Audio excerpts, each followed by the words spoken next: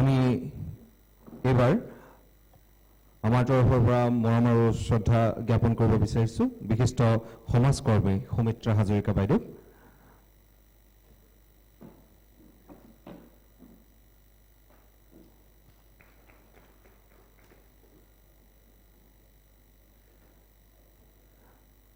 বাইদেউ দুআষাৰ।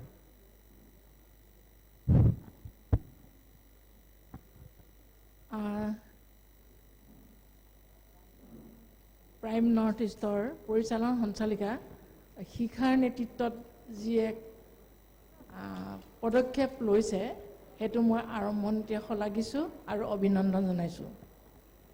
শ্ৰদ্ধেয় হিৰণময়ী বাইদেউ, মহন্তৰা, জয়শ্ৰী বাইদেউ আৰু উপস্থিত মোৰ বন্ধুসকল, সকলোকে নাম মই হেৰি নকৰোঁ, উচ্চাৰণ কৰি নাথাকোঁ।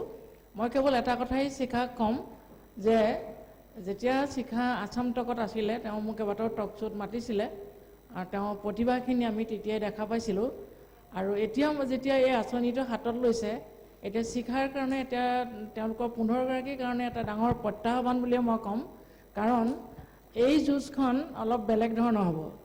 এনেই আমাৰ এই সমাজখন আমি সকলোৱে জানো যে এখন মেল ডমিনেটেড ছ'চাইটিত আমি মহিলাসকল আছোঁ।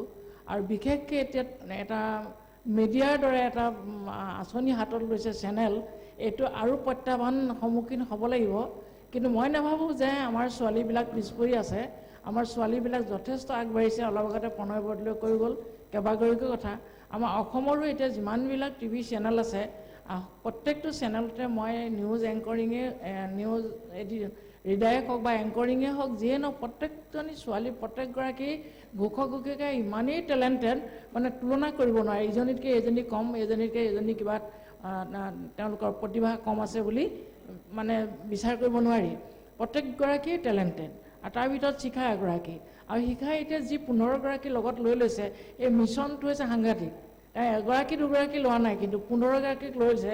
এতিয়া যে কোনোবাই ভাবে শিখাৰ এই প্ৰাইম নৰ্থ ইষ্টক যদি কিবা অকণমান কিবা কৰিম বুলি, তেতিয়া কিন্তু নোৱাৰিব। কাৰণ এগৰাকী দুগৰাকী নহয়, তেওঁলোক 15 গৰাকী লগ হৈছে। আৰু 15 গৰাকী কি আজিৰ তাৰিখত 15 গৰাকী নালাগেই। 5 গৰাকী মহিলাই যদি সঠিকভাৱে কাম কৰে, তেতিয়াহ'লে জোকাৰি দিব পাৰে সমাজত, এটা জোকাৰণি সৃষ্টি কৰিব পাৰে। ৰাজনৈতিকভাৱে হওক, সামাজিকভাৱে হওক, সাংস্কৃতিকভাৱে হওক, সকলো ক্ষেত্ৰতে শিল্পীয়ে হওক, 5 গৰাকী মহিলাই যদি সঠিকভাৱে অলপ আগতে আলোচনা কৰাৰ যে দায়বদ্ধৰে প্ৰতিশ্ৰুতিবদ্ধ হৈ যদি কাম কৰোঁ বুলি ভাবে, তেতিয়াহ'লে তেওঁলোকে বহু মানে পুৰুষতকৈ তেওঁলোক কিন্তু আগবাঢ়ি যাব পাৰিব বুলি মোৰ বিশ্বাস আৰু ধাৰণা।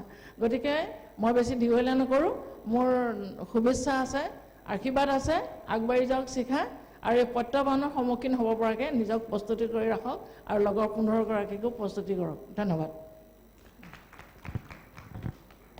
বহুত বহুত ধন্যবাদ বাইদেউ।